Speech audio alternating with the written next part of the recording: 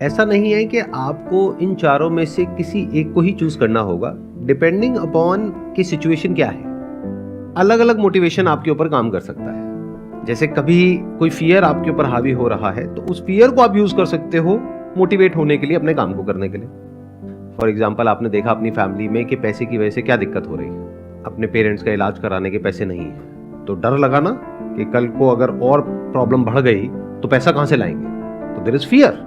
तो उस फियर को यूज करो अपना काम करने के लिए, क्योंकि अगर कुछ नहीं किया तो ये सिचुएशन बद से बदतर होती चली जाएगी। तो खुद की पर्सनालिटी को समझना पड़ेगा, ऑब्जर्व करना पड़ेगा कि मेरे लिए एक्चुअल में लाइफ में सबसे ज्यादा मुझे मोटिवेशन कहां से मिलता है।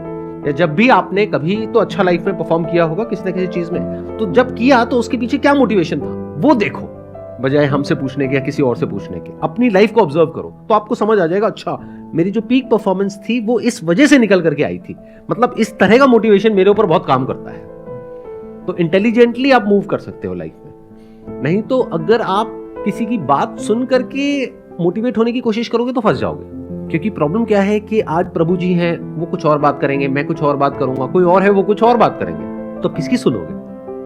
और आपके अंदर कुछ और ही चल रहा होगा। तो look at what is going on in you.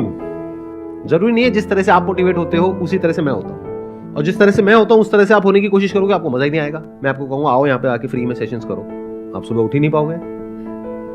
But आपको कहता हूं आओ सेशंस करो, 1 लाख रुपए मिलेगा।